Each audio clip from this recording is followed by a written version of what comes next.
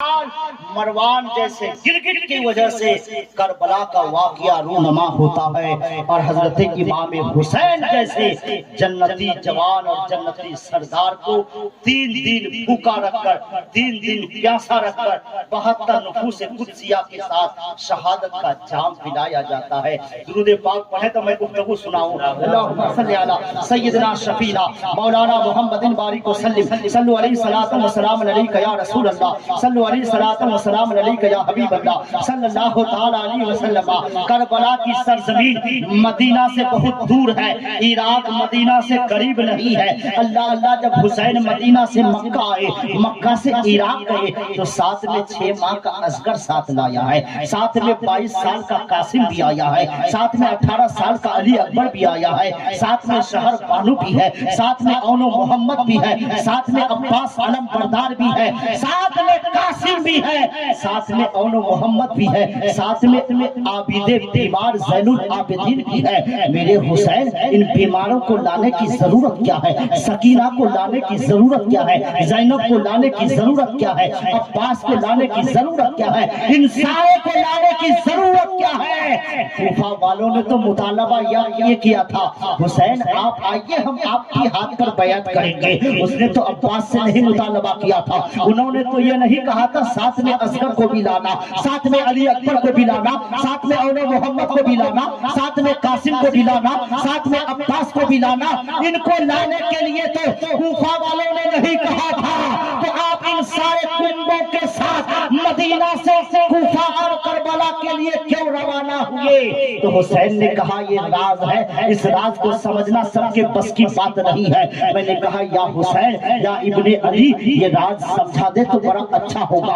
امام حسین فرماتے ہیں تمہیں بیماری ہو، پریشانی ہو، تکلیف ہو، ڈاکٹر کے گھر جاتے ہو ٹریٹمنٹ کروانے کے لیے، اب بے شک ہم ڈاکٹر کے پاس جاتے ہیں، چیک اپ کرواتے ہیں، ٹریٹمنٹ کرواتے ہیں۔ کہا ڈاکٹر کیا کرتا؟ انجیکشن ہاتھ میں لگاتا ہے، بلڈ نکالتا ہے، خون نکالتا ہے، تمہاری جسم میں کیا بیماری ہے اس کے رپورٹ کے لیے تمہارا خون کا استعمال کیا جاتا ہے، اور اس خون کے ذریعے سے تمہارے اندر کیا کمی ہے، کیا بیماری ہے، کیا تمہارا بلڈ گروپ ہے، یہ ساری چیزوں کو بس تھوڑا سا خون لیتا ہے، اسی کے ذریعے سے ساری بیماریوں کا ٹیسٹ بھی ہو جاتا ہے، تمہارا بلڈ سرکولیشن بھی معلوم کیا جاتا ہے، جسم میں بلڈ کتنا ہے یہ بھی معلوم ہوتا ہے، بلڈ کا گروپ کیا ہے یہ سب کچھ معلوم ہوتا ہے، بالکل معلوم ہوتا ہے۔ تو امام حسین فرماتے ہیں اے لوگوں سنو ایک بات اور بتاؤ، تم اپنے مکان کچا سے پکا بناتے ہو؟ میں نے کہا یا حسین کون ایسا آدمی ہے جو نہیں چاہتا کہ میرا مکان پکا ہو جائے؟ کون چاہتا نہیں ہے کہ میرے گھر میں بھی بلڈنگ بن جائے؟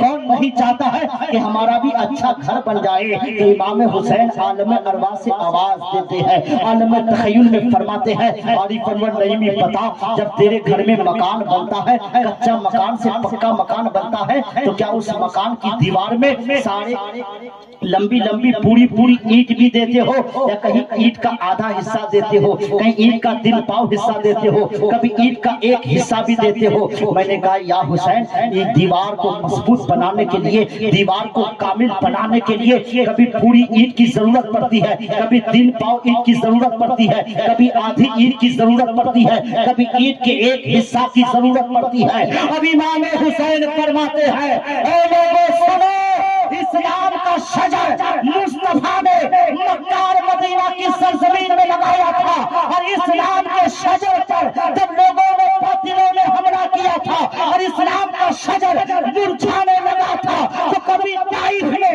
نبی نے خونے جگر سے اس شجر کی آبیاری کی تھی، کبھی احد کے میدان میں مصطفیٰ نے اس شجر کی آبیاری کی تھی۔ آج کربلا کی سرزمین میں امام حسین ساتھ میں عباس کو اس لیے لایا ہے، قاسم کو اس لیے لایا ہے، اصغر کو اس لیے لایا ہے، ابا کو اس لیے لایا ہے، ابیہ بیمار کو اس لیے لایا ہے، اور محمد کو اس لیے لایا ہے کہ آج اس شجر اسلام پر حملہ ہو رہا ہے، یہ شجر اسلام مرجھا گیا ہے، اسلام کی دیواروں کو کھود کر پھینکنے کی کوشش کی جا رہی ہے۔ تو جن بنیادوں پر مصطفیٰ نے اسلام کی دیوار کو کھڑی کیا تھا کربلا میں حسین انہی بنیادوں پر اسلام کی دیوار کھڑا کرنے کے لیے عباس کو لایا ہے، قاسم کو لایا ہے۔ تو جہاں گے، تم اپنے عید کا استعمال کرتے ہو، ہم عباس کا استعمال کریں گے، ہم قاسم کا استعمال کریں گے، ہماری ابو کا استعمال کریں گے، اور جہاں دیوار بنانے کے لیے آدھی عید کی ضرورت پڑتی ہے وہاں اون محمد اور اصغر کا استعمال کریں گے۔ نعرے تکبیر، نعرے رسالت، ذکر شہدائے کربلا، ذکر شہدائے کربلا، نعرے تکبیر، نعرے رسالت۔ بہت اچھا، تاکہ اسلام کی دیوار مضبوط ہو جائے، اسلام کی بنیاد اس طرح سے مضبوط ہو کہ صبح قیامت تک اس دیوار کو کوئی گرا نہ پائے، صبح قیامت تک اس کی بنیاد کو کوئی ہلا نہ پائے۔ اس لیے کائنات میں کوئی مائی کا ڈال نہیں ہے تو اسلام کی بنیاد کو ہلا دے، تو اسلام کی دیوار کو گرا دے۔ ستا دھاری پارٹیاں ہو، بھگوا دھاری جماعتیں ہو، وہ اسلام کی دیواروں کو نہیں گرا سکتے، وہ نام کے مسلمانوں کو مار سکتا ہے مگر اسلام کو نقصان نہیں پہنچا سکتا۔ اس لیے کہ اسلام کی بنیاد میں علی کے بیٹے حضرت حسین کا خون جگر ہے۔ فاطمہ کے شہزادے نے اپنے خون جگر سے جس اسلام کی بنیاد کو سینچا ہے اسے دنیا کی کوئی طاقت ہلا نہیں سکتی۔ ہمارے اور آپ کے کالے کرتوت اور برے اعمال کی وجہ سے ہم نام کے مسلمانوں کو کوئی کاٹ دے، کوئی مار دے، اس سے اسلام خطرے میں نہیں آئے گا۔ نہ کل اسلام خطرے میں تھا، نہ آج اسلام خطرے میں ہے، نہ صبح قیامت تک اسلام خطرے میں رہے گا۔ یہ نام کا مسلمان خطرے میں ہے، اس لیے نام کا مسلمان جب تک بنے رہو گے تب تک خطرے میں رہو گے۔ جس دن پکا مسلمان اور پکا حسینی بن جاؤ گے پھر تم خطرے میں نہیں رہ سکتے، کیونکہ ہماری کشتی کشتی کو بھور سے ساحل مراد تک لگانے والا ہمارا حسین تو کل بھی زندہ تھا، آج بھی زندہ ہے، صبح قیامت تک نہیں، ہم ہمیشہ کے لیے زندہ رہیں گے۔ اس لیے جب حسینی ہو تمہاری کشتی کو پار لگانے والا تمہارا ناخدا موجود ہے تو گھبراتا کیوں ہے؟ بھروسہ جب کی ذات پر رکھو، حسین سے وابستہ رکھو، حسین کے نانا سے وابستہ رکھو، ان باطل طاقتوں اور آندھیوں سے مت گھبراؤ۔ یہ آندھیاں چند جھونکے لے کر آئی ہے تھوڑی دیر کے لیے، یہ سبتا زیادہ دن کے لیے نہیں ہے، بس 2-3 آدمی کے کھسکنے کی ضرورت ہے، جو جہاں سے آیا تھا پھر وہی پہنچ جائے گا، یہ پھر بھگواداری جو جہاں سے آیا تھا وہی پہنچ جائے گا، بس 2-3 آدمی بیچ سے کھسک جائے، دیوار سے 2-3 اینٹ نکال دو، پھر دیکھو کہ دیوار کی مضبوطی کیا ہے۔ اس لیے مسلمانوں تم اپنے اندر مضبوطی پیدا کرو، تمہیں اینٹ نکالنے کی ضرورت نہیں، میرا رب حکم الحاکمین ہے، کس موڑ پر اینٹ نکال دے گا تمہیں بھی سمجھ میں نہیں آئے گا کہ اینٹ کہاں سے نکل گئی کہاں چلی گئی۔ بس تم اپنے حالات کو ٹھیک کرو، تم اپنے آپ کو مضبوط کرو، اپنی ٹانگوں میں طاقت جماؤ۔ کہا جاتا ہے، مجھے بات یاد آئی ہے تو بتا دوں، پچھلے دنوں ایک خبر شائع ہوئی تھی، ایک خبر آئی تھی کہ بنارس کے سرزمین میں ایک رکشہ چالک کا بیٹا ڈی ایم بن گیا۔ اب بتاؤ ہمارے یہاں پردھان کا بیٹا ڈی ایم بننے کے لیے راضی ہو؟ نہیں، پردھان کے پاس پیسہ ہے مگر بیٹا پڑھنے میں دل لگی نہیں ہے، ممبر کے پاس پیسہ ہے بیٹا کو پڑھا سکتا ہے، ذمہ دار کے پاس زمین ہے، مکان ہے، گھر ہے، بینک ہے، پائلٹ ہے، مگر بیٹا پڑھنے کے لیے اپنا وقت دینا نہیں چاہتا، محنت نہیں کرتا۔ میں نے گفتگو وہاں سے شروع کی تھی کہ محنت کرو گے تو پھل ملے گا، بغیر محنت کے پروردگار کسی کو کچھ نہیں دیتا ہے، بغیر محنت کے تم مکہ بھٹا لگا کر کھیت میں آ جاؤ، بیگھا میں 2-4 کنٹل ہوگا، ایک آدمی محنت کرے 25 کنٹل مکائی وہ کو توڑے گا، 25 کنٹل وہ بھٹا اپنی زمین سے ایک بیگھا میں توڑے گا، تو جیسی محنت کرتا ہے پھل پروردگار عالم اسے اسی طرح عطا کرتا ہے۔ اس لیے ہمارے مسلمان نوجوان، ہماری مسلم بیٹیاں یہ عیش پرست ہے، آرام پرست ہے، انہیں محنت سے سروکار نہیں ہے، انہیں اپنے مستقبل اور فیوچر کے بارے میں سوچنا نہیں ہے، یہ باپ کی جاگیر سمجھا ہے، یہ باپ کی दौलतों पर अय्याशी करना चाहता है, ये बाप का कमाया हुआ माल को खर्च करना चाहता है, ये बाप की इकट्ठा की हुई दौलत पर अपनी जिंदगी बसर करना चाहता है, ऐसे नौजवान का होना ना होना बराबर है। इसलिए नौजवानों, तेरे बाप ने क्या किया है, तुम उससे चंद कदम आगे निकलने की कोशिश करो।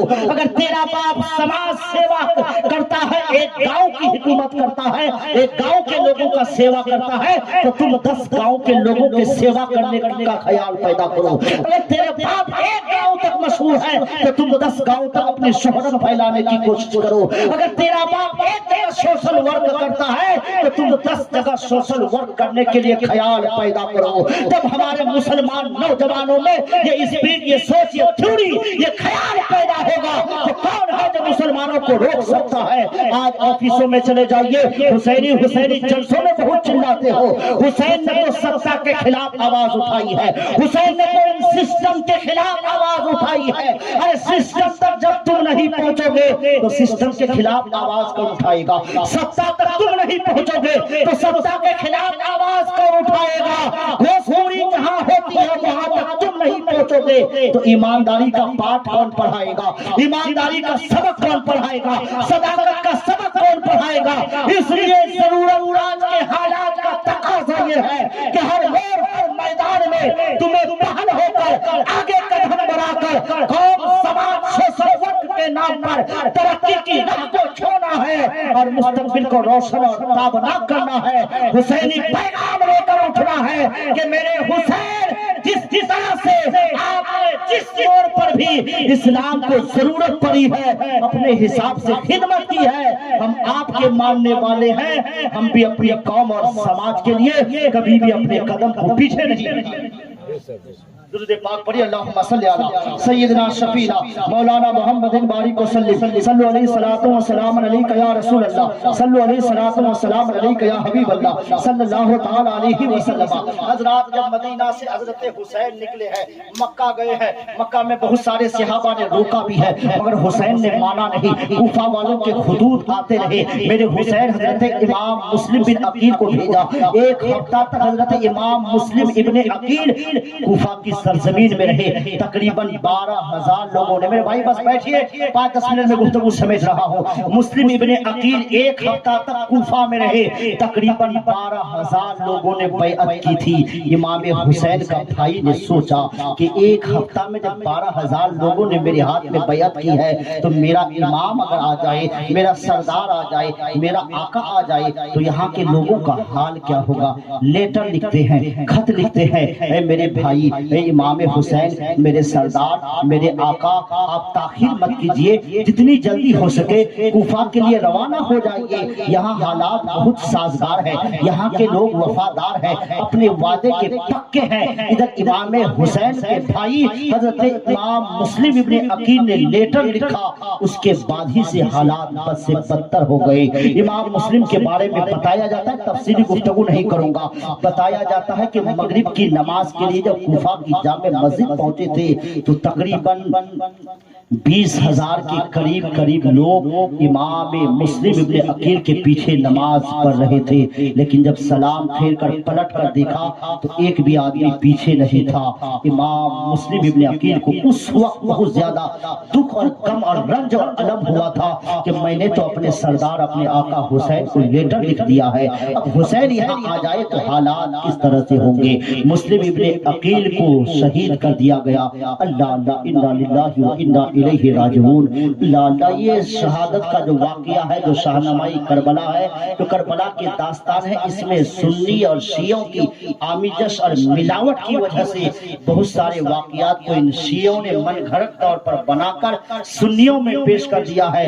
लोग मोहब्बत और इश्क के नाम पर बहुत सारे गलत वाकयात को भी बयान कर देते हैं जिससे हकीकत का कोई ताल्लुक नहीं है। इमाम हुसैन और ان کی آل کا اس سے کوئی لینا دینا نہیں ہے، مگر شیعہ قوم وہ ہیں جو بے وفائی میں سب سے آگے ہے، مگر حسین کی وفاداری دکھانے کے لیے غلط غلط قسم کی کہانیاں بناتا ہے، من گھڑت واقعات بیان کرتے ہیں۔ ہم سنی علماء کو اللہ بچائے اور ہم ایسی باتوں کو بیان کرنے سے اپنے آپ کو روکے رکھتے ہیں۔ امام حسین جب مکہ سے روانہ ہوئے کوفہ کے لیے، راستے میں امام حسین کو حضرت امام مسلم ابن عقیل کی شہادت کی خبر مل جاتی ہے، مگر واپس نہیں ہوتے۔ امام حسین نے کہا کہ اب جب تک کربلا نہیں جاؤں گا، کوفہ نہیں جاؤں گا، اب کوئی فیصلہ نہیں ہوگا۔ کوفہ کے لیے روانہ ہو جاتے ہیں۔ ادھر یزید پلید جو امیر معاویہ کا بیٹا تھا، وہ عبید اللہ ابن زیاد کو کوفہ کا گورنر بناتا ہے، ابن سعد کو بلا لیتا ہے، وہ ابن زیاد وہ شمر دل جوشن، یہ بدبخت زمانہ لوگ حسین کا انتظار کر رہے ہیں کہ جب علی کا شہزادہ آئے گا اس کی گردن اڑا دی جائے گی۔ امام حسین جب کربلا کی سرزمین میں پہنچتے ہیں، امام حسین کے بارے میں آپ سب نے سنا ہوگا، جب حسین دنیا میں پیدا ہوئے تھے، ادھر حضرت حسین کی پیدائش ہوتی ہے، ادھر جبریل امی آ کر خبر دیتے ہیں، یا رسول اللہ آپ کے اس شہزادے کو آپ کی امت کے لوگ بے دردی کے ساتھ شہید کر دیں گے۔ کون ہے جو باپ اس بات کو سن کر برداشت کرنے کے لیے راضی ہو؟ کون ایسی ماں ہے جو برداشت کرنے کے لیے راضی ہو؟ کون نانا ہے جو برداشت کرنے کے لیے راضی ہو؟ مگر وہ نبیوں کا امام، رسولوں کا تاجدار تھا۔ جب خبر ملی کہ میرا یہ شہزادہ، میری امت کے لوگ میری امت اس شہزادے کو بے دردی کے ساتھ شہید کر دیں گے، تو پیغمبر اسلام نے اپنے ہاتھوں کو دراز کیا اور فرمایا میرے پروردگار، میرے مولا، میرے اس نواسے کو ثابت قدمی عطا فرما، میرے اس نواسے کو امتحان میں کامیابی عطا فرما۔ ماں فاطمہ نے سنا تو امتحان میں کامیابی کی دعا کی، مولا علی نے سنا تو امتحان میں کامیابی کی دعا کی۔ ایک بدبخت مولوی کہہ رہا تھا کہ تم یا نبی پکارتے ہو، نبی تو اپنے نواسے کو بچا نہیں سکا تو تمہیں کیا بچا سکتا ہے؟ نعوذ باللہ۔ میں نے کہا میرے نبی نے کب حسین کو بچانا چاہا تھا؟ میرے نبی نے حسین کو کب بچانا چاہا تھا جو بچا نہیں پائے؟ ارے حسین کے لیے تو میرے نبی نے یہ کہا تھا، مولا میرے حسین کو امتحان میں کامیابی عطا فرما، ثابت قدمی عطا فرما۔ نبی نے کہا تھا پروردگارا حسین امتحان میں ایسا کامیاب ہو کہ زمانے میرے حسین کی مثال دینے لگے، صبر و رضا کا ایسا پیکر بن کر زمانے کو دکھائے کہ جہاں صبر و رضا کی بات آئے وہاں کا سرخیل اور ہیرو میرے حسین ہو، اس کے علاوہ کوئی دوسرا ہیرو نظر نہ آئے۔ جو نبی نے جو دعا کی تھی، جو نبی نے بتائی تھی، وہ باتیں ہو کے رہی۔ اب امام حسین کی شہادت کے بارے میں سب کو پتا تھا کہ حسین کو لوگ شہید کریں گے، مگر کسی کو یہ پتا نہیں تھا کہ اسی بار حسین کو شہید کیا جائے گا۔ اس بار جو حسین جا رہے ہیں، اسی بار شہادت کا جام پی لیں گے حسین۔ خود امام حسین کو پتا تھا کہ جب میری موت ہوگی تو شہادت کی موت ہوگی، لوگ مجھے شہید کر دیں گے، مگر حسین نے یہ نہیں سوچا تھا کہ اس بار لوگ مجھے شہید کر دیں گے۔ جب کربلا کی سرزمین میں پہنچتے ہیں تو یزیدی بھیڑیے آگے آ کر کہتے ہیں حسین ایک کام کرو، تم یزید کے نام پر بیعت کر لو، ہم تم سے کوئی تعارض نہیں کریں گے، ہمیں تم سے کوئی اختلاف نہیں ہے، بس اپنا ہاتھ میرے ہاتھ میں دے دو یزید کا ہاتھ سمجھ کر۔ ابن زیاد نے کہا یہ میرا ہاتھ ہے، سمجھ لو یزید کا ہاتھ ہے، بس یزید کا ہاتھ سمجھ کر میرے ہاتھ میں بیعت کر لو۔ اگر آپ اپنے میرے ہاتھ میں ہاتھ دینا بھی نہیں چاہتے تو بس اپنی زبان سے کہہ دیجئے آپ کہ میں نے یزید کے ہاتھ پر بیعت کر لیا ہے۔ مگر حسین نے کہا ہم جیسا اس جیسے کے ہاتھ پر بیعت نہیں کر سکتا، ہم جیسا اس جیسے کے نام پر بیعت نہیں کر سکتا۔ اللہ اللہ امام حسین سے ابن زیاد، کھولی، شمل جنجوشن اور بدبختوں نے کہا تھا حسین اگر بیعت نہیں کرو گے تو لڑنے کے لیے تیار ہو جاؤ۔ میرے حسین نے شانتی کا راستہ اختیار کیا تھا، میرے حسین نے شانتی کا راستہ اختیار کیا تھا اور کہا تھا اے لوگو یا تو مجھے مدینہ واپس چلے جانے دو، میں جہاں سے آیا ہوں وہیں چلے جانے دو، اگر یہ بھی نہیں کرنے چاہتے ہو تو مجھے پھر حجاز سے دور نکل جانے دو، میں دنیا بہت بڑی ہے خدا کی، کہیں بھی چلے جاؤں گا۔ لیکن کہا نہیں ہم آپ کو یہاں سے جانے بھی نہیں دیں گے، مدینہ بھی واپس نہیں جانے دیں گے۔ تو حسین نے کہا تھا پھر ایسا کرو معاویہ کے بیٹا یزید تک مجھے پہنچ جانے دو، یزید اور میرا دونوں کا آمنا سامنا ہوگا، جو بات ہوگی ڈائریکٹ بات ہوگی، ان ڈائریکٹ والا معاملہ چھوڑو، ہم ڈائریکٹ حسین اور ہم یزید سے ڈائریکٹ بات کر لیں گے وہ ہم سے کیا چاہتا ہے ہم اس سے کیا چاہتے ہیں، مگر عبید اللہ ابن زیاد بڑا بدبخت انسان تھا، سمن بن جوشن بڑا بدبخت انسان تھا، اس نے کہا نہیں یہ مہلت آپ کو نہیں دی جائے گی، اسی میدان میں اسی گھڑی اسی جگہ پر یا تو آپ یزید کی بیعت کرو یا پھر لڑنے کے لیے تیار ہو جاؤ۔ فاطمہ کے شہزادے علی کے لال نے کہا تھا اگر یہ تینوں شرطیں تمہیں منظور نہیں ہے تو علی کے شہزادے کی بات سن لو، علی کا شہزادہ جان دے دے گا، خاندان کٹا دے گا، سب کچھ لٹا دے گا، مگر ایک فاجر و فاسق اور ایک شرابی، ایک زانی، ایک بدبخت، ایک نااہل کے ہاتھ میں کبھی ہاتھ نہیں دے گا۔ پھر مارکہ کربلا رونما ہوتا ہے، ایک ایک کر کے خاندان نبوت کا شہزادہ شہید ہوتا جاتا ہے، عباس علم بردار کی بازو قلب ہوتے ہیں، حضرت قاسم کا شباب لٹتا ہے، اور محمد کا بچپنا خاک و خون میں مل جاتا ہے، حضرت اصغر کے حلقوم میں تیر لگتا ہے، حضرت سکینہ ہے، حضرت شہر بانو ہے، حضرت زینب ہے، یہ عورتیں ہیں، خاندان نبوت کا ایک ایک چشم و چراغ شہادت کا جام پی چکا ہے، اور فاطمہ کی یا تو بہویں باقی ہے یا بیٹیاں باقی ہے، نواسیاں پوتیاں باقی ہے، اب کوئی مرد نہیں ہے، صرف ایک مرد ہے جسے دنیا علی اوسط کہتی ہے، جسے عابد بیمار کہتے ہیں، جسے زین العابدین کہتے ہیں۔ میرے امام کے بارے میں کہا جاتا ہے کہ جب حضرت علی اکبر شہادت کے لیے حضرت امام کے پاس آئے تھے اجازت مانگنے کے لیے، تو حضرت امام حسین نے کہا تھا بیٹا تم تو میرے نانا کے مشابہ ہو، میں تمہیں بھلا میدان رن میں جانے کی اجازت کیسے دے سکتا ہوں؟ تو حضرت علی اکبر نے کہا تھا ابا اجازت دے دیجیے، جان خدا نے دی ہے اس کے نام پہ قربان کروں گا۔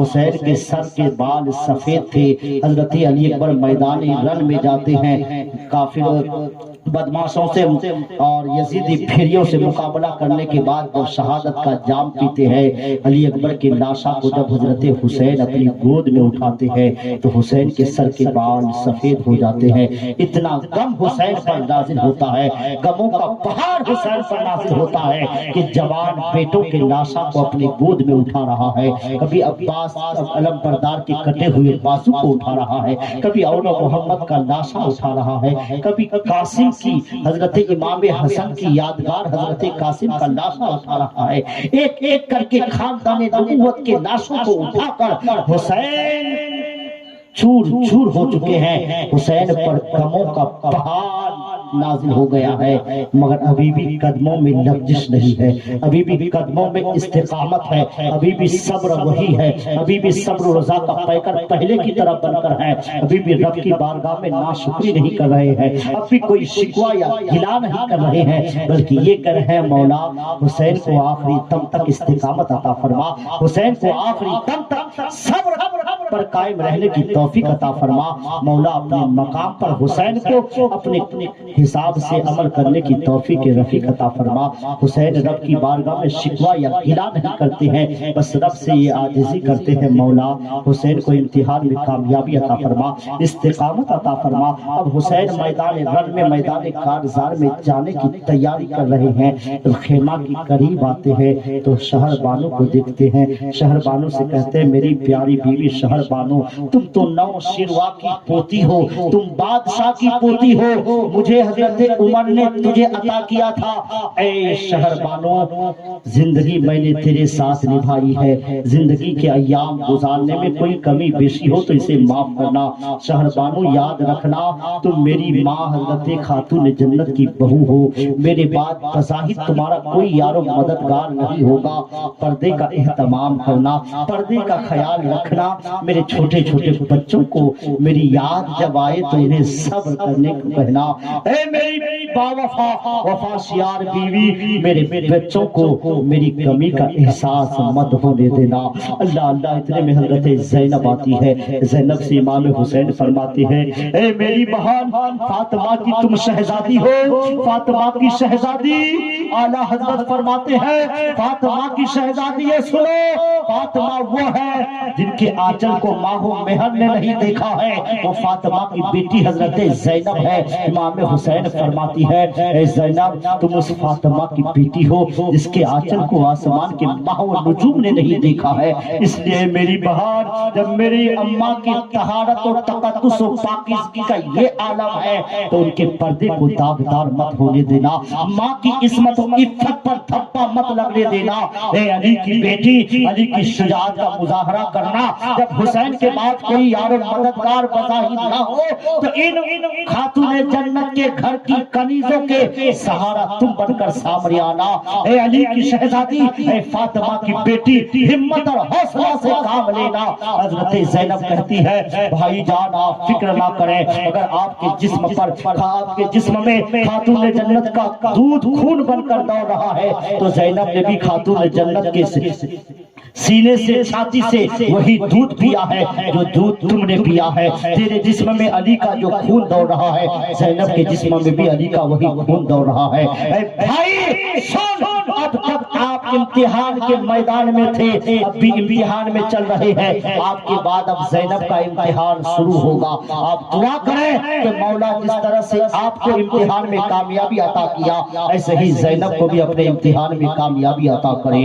अल्लाह अल्लाह। अभी ज़ैनब और हजरत हुसैन की बातें हो ही रही थी, इतने में ज़ैनुल आबिदीन आप बीते बीमार, एक लाठी का सहारा लेकर, एक असा का सहारा लेकर बीमारी की हालत है, बुखार की शिद्दत है, उठना चाह रहा था, गिर गया। मेरे हुसैन आगे बढ़े, सहारा दिया, कहा आबिद लेट जा, सो जा, आराम कर बेटा, तुझे बीमारी काफी है, बुखार की शिद्दत है, दवाई का कोई इंतजाम नहीं है, ना कोई मुआलिज है, ना हकीम है, ना तबीब है, ना कोई डॉक्टर है, ना दाना है, ना पानी है, खिलाए तो क्या खिलाए, पिलाए तो क्या पिलाए। आबिद बीमार कहने लगे, अब्बा कासिम को आपने शहादत का जाम पीने की इजाजत दिया।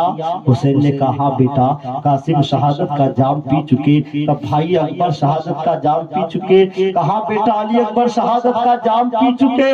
कहा अब्बा जान अली असगर शहादत का जाम पी चुके।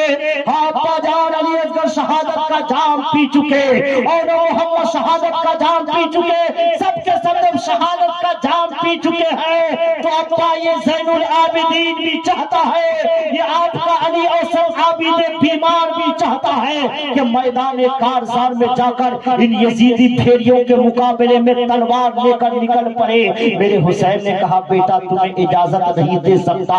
आबिद बीमार ने कहा था अब्बा जान जमाना कहेगा कि 55 साल का बाप पूरा हुसैन इन यजीदियों के सामने जाकर तलवार से लड़ाई कर रहा था और 18 साल का बेटा बिस्तर पे लेटकर आराम कर रहा था।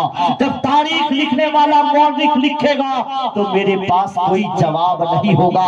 इतिहासकार जब इतिहास लिखेंगे तो मेरे पास कोई जवाब नहीं होगा। इसलिए बाबा जिस तरह आपने अकबर का रास्ता नहीं रोका, कासिम को मना नहीं किया, अब्बास को नहीं रोका और मोहम्मद को नहीं रोका, आबिद बीमार का भी रास्ता मत रोकिए। आबिद को भी मैदान कारज़ार में जाने की इजाजत दीजिए। आबिद को भी यजीदी फेरियों से मुकाबला करने की इजाजत दीजिए। हुसैन ने कहा था बेटा तुम्हें शहादत का जाम पीना है। हजरत आबिद बीमार ने कहा अब्बा शहादत का जाम भला कौन नहीं पीना चाहेगा। मेरे हुसैन ने कहा बेटा करीब आ जा।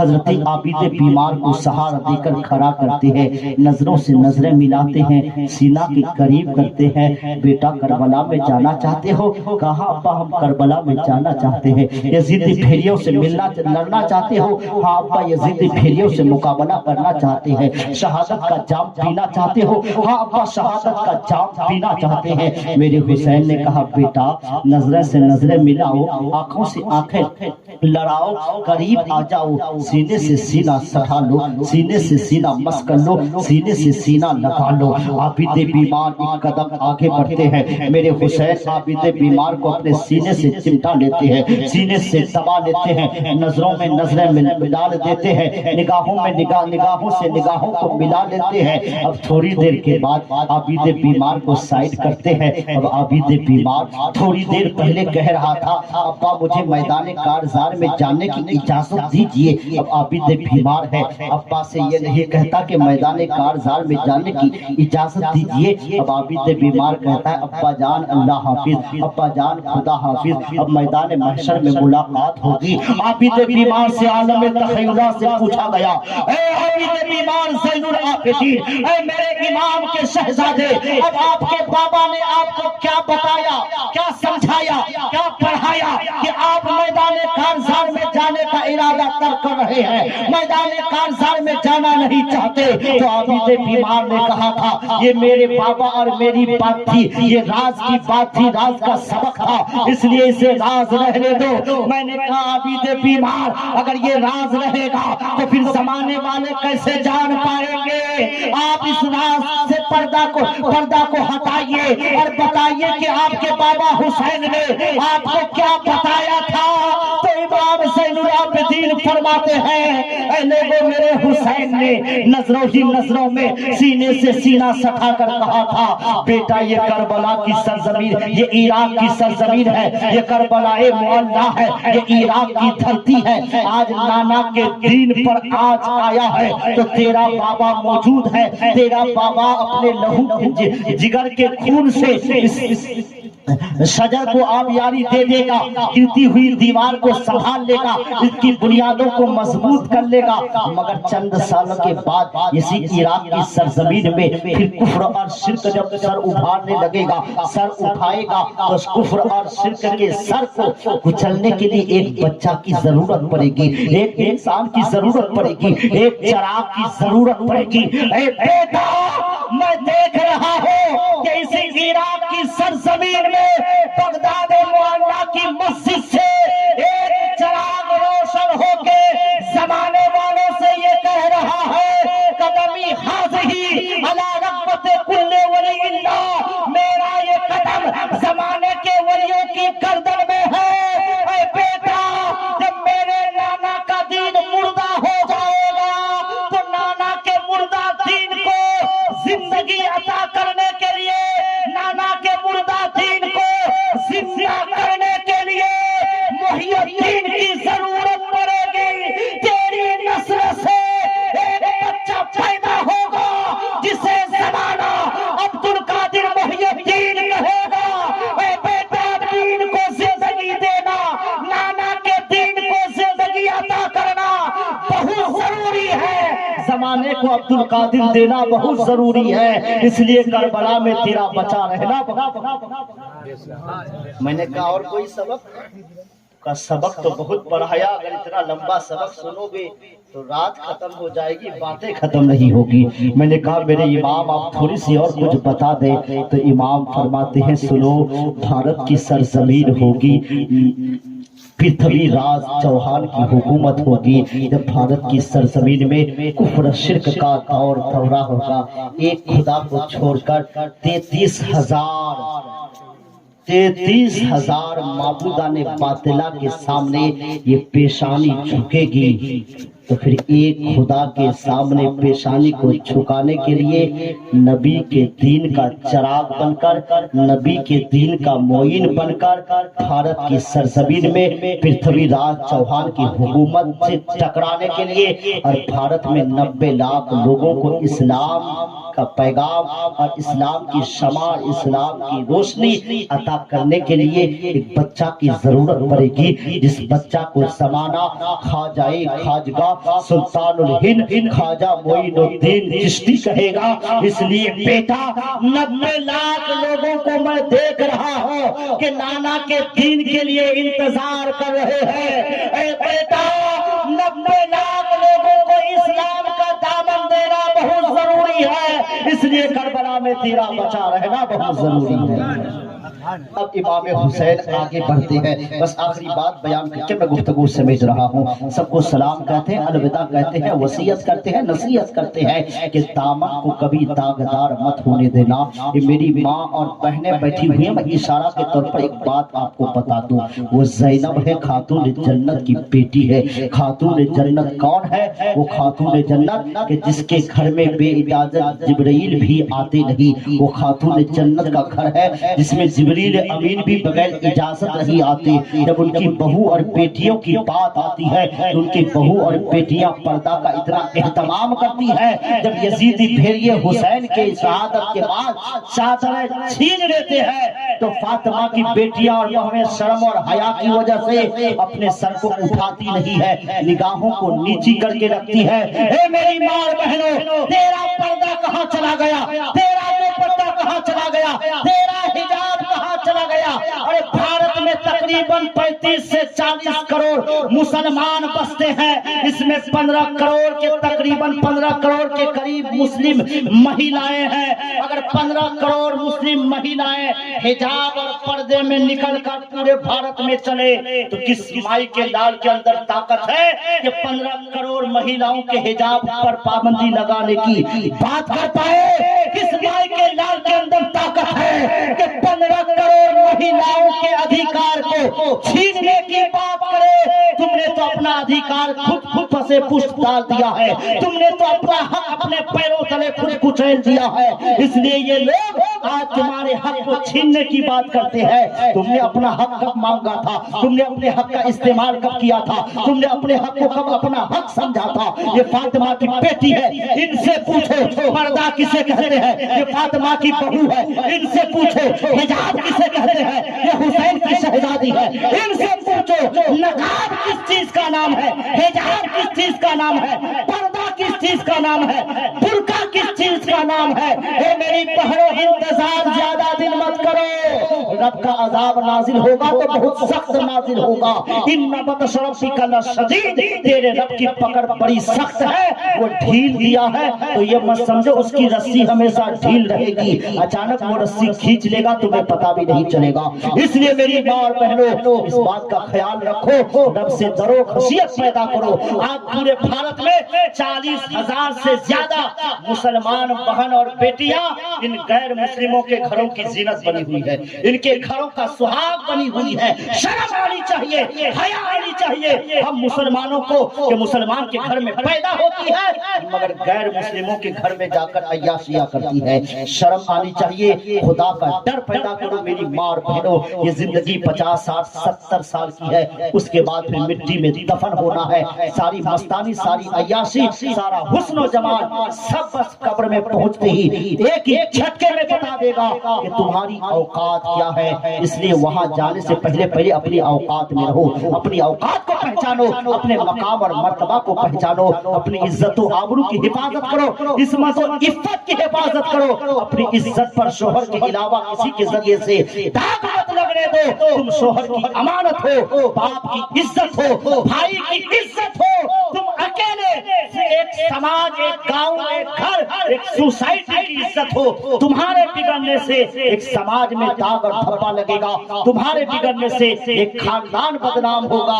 تمہارے بگڑنے سے ایک قوم بدنام ہوگی. جب ہماری بیٹی بہنیں یہ خیال کرے تو پھر ہماری بہن بیٹیاں غلط قدم نہیں اٹھا سکتی ہے. اب میرے حسین یہ وصیت اور نصیحت کرنے کے بعد آخری بار جاتے ہیں, یزید بھیڑیوں کے سامنے سواری کو روکتے ہیں اور روکنے کے بعد فرماتے ہیں, اے ابن سعد, اے ابن زیاد, اے کوفہ والو, میرے مراتب کو سمجھو. میں آیا نہیں ہوں, بلایا گیا ہوں. اے کوفہ والو, میرے مراتب کو سمجھو. میں امام مقدس بنایا گیا ہوں. میں تو وہ ہوں, نبی فرماتے ہیں, ان الحسن والحسین سیدہ شباب اہل الجنہ, میں جنتی جوانوں کا سردار ہوں. تم نے اصغر کو شہادت کا جام پلایا, اون محمد کو شہادت کا جام پلایا, خاندان نبوت کی ایک ایک چشم و چراغ کو مٹی میں ملا دیا, شہادت کا جام پلا دیا.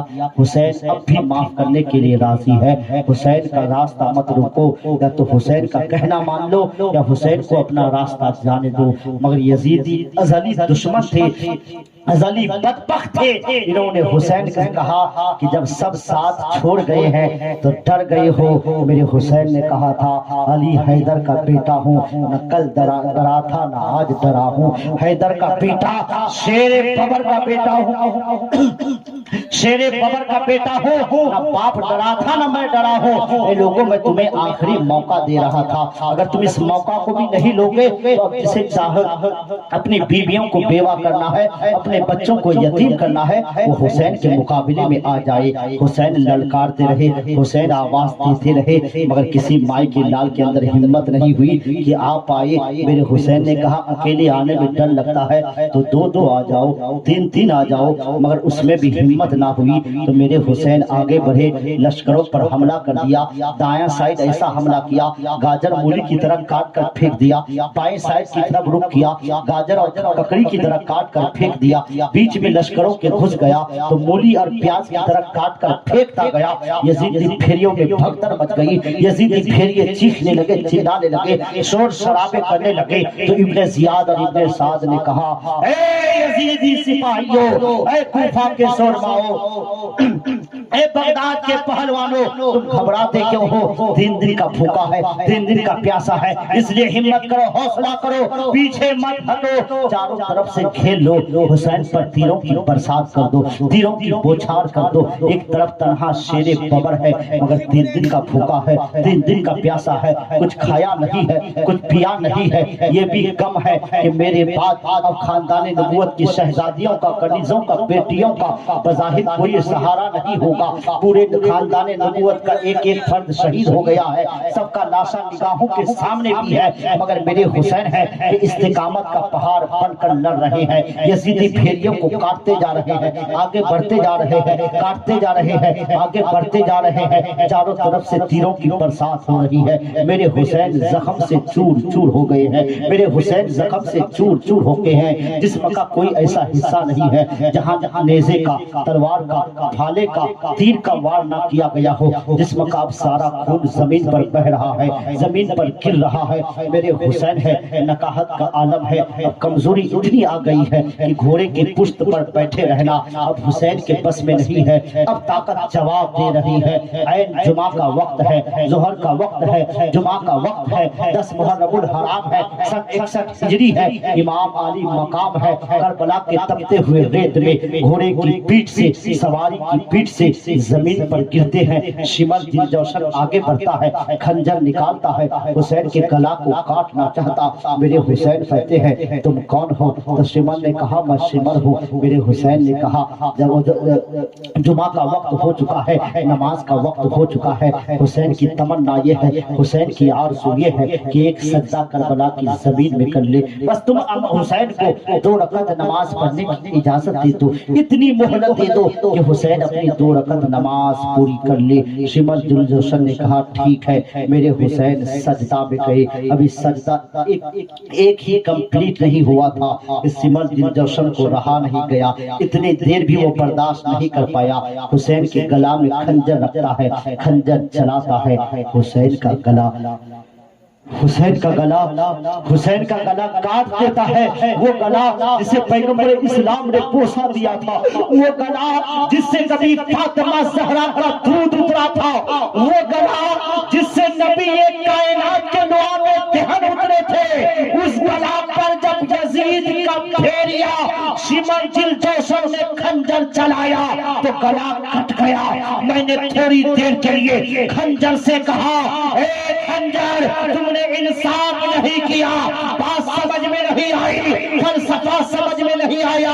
تو خنجر نے کہا کیا انصاف، کیا فلسفہ، کون سی بات؟ میں نے خنجر سے کہا یہ محرم کا مہینہ ہے، محرم کی 10ویں تاریخ ہے، ٹھیک آج سے 1 مہینہ پہلے جب 10 ذی الحجہ کی تاریخ تھی، مینا کا میدان تھا، مینا کی سرزمین میں رب کے خلیل ابراہیم خلیل اللہ اپنے نور نظر، لخت جگر اسماعیل ذبیح اللہ کو زمین پر لٹا دیا تھا، آنکھوں میں پٹیاں بندی تھی، ہاتھ پیر بندھے ہوئے تھے۔ اسماعیل ذبیح ذبیح اللہ کا گلا ریشم کی طرح نرم تھا اور اسماعیل ذبیح اللہ کے گلے میں ابراہیم خلیل اللہ نے پوری طاقت نبوت کے ساتھ خنجر چلایا تھا۔ وہ خنجر کس چیز کا بنا تھا؟ تو خنجر نے کہا لوہا کا بنا تھا۔ سمر کے ہاتھ میں جو خنجر ہے یہ کس کا بنا ہے؟ کہا یہ بھی لوہا کا بنا ہے۔ تو میں نے کہا لوہا کا یہ بھی خنجر ہے، لوہا کا وہ بھی خنجر ہے، مگر ابراہیم خلیل اللہ نے ایک بار نہیں، دو بار نہیں، تین دفعہ اسماعیل ذبیح اللہ کے گلا کو کاٹنا چاہا، مگر خنجر نے تینوں بار انکار کر دیا تھا۔ ایک خنجر لوہا کا وہ بھی بنا تھا، لوہا کا تو بھی بنا ہے۔ اسماعیل کے گلا کو کاٹنے سے مینا کی وادی میں انکار کیا جاتا ہے۔ یہاں محمد عربی کے نواسے کو گلا کے کاٹا جا رہا ہے۔ اے خنجر تم نے کیوں نہیں کہا اے سمر خبردار حسین کا گلا نہیں کاٹوں گا، سمر خبردار حسین کا گلا نہیں کاٹوں گا؟ تو خنجر نے بزبان حال کہا عارف النعیمی تم سمجھے نہیں۔ میں نے کہا کیا بات ہے سمجھے نہیں؟ کہا سنو کربلا کی زمین الگ ہے، مینا کا میدان الگ ہے، یہاں کا فلسفہ الگ ہے، وہاں کا فلسفہ الگ ہے۔ میں نے کہا دونوں فلسفہ سمجھا دو۔ تو کہا اگر شارٹ میں سمجھنا چاہتے ہو تو سنو کربلا کا فلسفہ اور مینا کا فلسفہ سن۔ مینا کی سرزمین میں جب ابراہیم خلیل اللہ نے اسماعیل ذبیح اللہ کو لٹا کر رسیوں سے ہاتھ اور پیر کو جکڑ کر آنکھوں میں پٹی باندھ کر گلے میں خنجر رکھا تھا تو اس پیشانی میں اسماعیل کے مصطفیٰ کا نور چمک رہا تھا۔ پیشانی میں اسماعیل کے مصطفیٰ کا نور چمک رہا تھا۔ اسماعیل ذبیح اللہ کی پشت میں محمد عربی کا نور چمک رہا تھا۔ اگر میں اس وقت اسماعیل کا گلا کاٹ دیتا تو نہ حسین ہوتا نہ حسین کا نانا ہوتا، نہ حسین ہوتا نہ حسین کا نانا ہوتا۔ اس لیے لوگوں اسماعیل کے گلا کو کاٹنے سے میں نے اس لیے انکار کیا تھا کہ زمانے کو حسین کا نانا دینا بہت ضروری تھا، اور اسماعیل کی پیشانے میں حسین کے نانا کا نور چمک رہا تھا۔ میں نے انکار کر کے زمانے کو حسین کا نانا دیا تھا۔ تو میں نے کہا جب نانا دے دیا تو یہاں نواسی کو لے کیوں لیا؟ تو خنجر نے کہا نانا نے کبھی طائف میں، نانا نے کبھی احد میں اسلام کے شجر کو، جس خون سے اسلام کے شجر کو لگایا تھا، جس خون سے اسلام کی بنیاد کو سینچا تھا، جب وہی شجر مرجھا رہا ہے تو اب دوسرے کی خون کی ضرورت نہیں، اب حسین کے لہو کی ضرورت ہے۔ اس لیے میں نے گلا کو کاٹ دیا تاکہ زمانہ دیکھ لے کہ محمد نے جس خون جگر سے اسلام کا شجر لگایا تھا، حسین نے اسی خون سے اسلام کے شجر کو صبح قیامت تک کے لیے تعبیر نبی بنی۔ اللہ تعالیٰ ہم تمام لوگوں کو دین و دنیا کی بھلائیاں نصیب عطا فرمائے۔ انشاءاللہ پھر کبھی موقع ملا تو تفصیل کے ساتھ گفتگو ہوگی۔ لائق مبارکباد ہے اراکین جلسہ، منتظمین جلسہ، خاص کر ہمارے بوہر کے نوجوانان اور آپ تمامی حضرات۔ اتنی رات تک میری بات آپ سنیں، نہ کون کس کی بات سننے کو راضی ہوتا ہے، اس کا پھل یقیناً میرا خدا آپ کو عطا کرے گا۔ وہ دینے والا ہے، وہ بخل کو پسند نہیں کرتا۔ آپ آل نبی کی محبت میں بیٹھے ہیں، یہ کبھی انشاءاللہ رائے گا، برباد نہیں جائے گا۔ میرا ایمان اور یقین کہتا ہے کہ جو حسین اور آل حسین کی محبت میں ایک لمحہ بھی بیٹھتا ہے تو اس کا پھل ضرور اسے ملے گا انشاءاللہ۔ اللہ تعالیٰ تمام لوگوں کو اس کا ضرور اجر اور پھل عطا فرمائے گا۔ میرے ساتھ تمامی لوگ ایک بار بارگاہ خداوندی میں استغفار کر لیں۔ استغفر اللہ ربی من کل ذنب واتوب الیہ، اشہد ان لا الہ الا اللہ واشہد ان محمد عبدہ رسولہ صلی اللہ تعالی علیہ وسلم۔ مولا تعالیٰ ان نوجوانوں کے حوصلوں کو تعدیر قائم رکھے، ان نوجوانوں کو پرواز عطا فرمائے، دن دنیا چنی ترقی عطا فرمائے۔ وما علینا الا البلاغ۔ رہا گلشن تو پھول کھلتے رہیں گے، اس حیات باقی رہے تو بہر والوں پھر ملتے رہیں گے۔ میرے ساتھ سب لوگ کہیں اسلام زندہ باد، اسلام زندہ باد، پیغام حسین زندہ باد، ذکر شہید کربلا زندہ باد، بہر کے سنی مسلمان زندہ باد۔ نعرہ تکبیر، نعرہ رسالت، صلاۃ و سلام کے لیے تمامی حضرات کھڑے ہو جائیں۔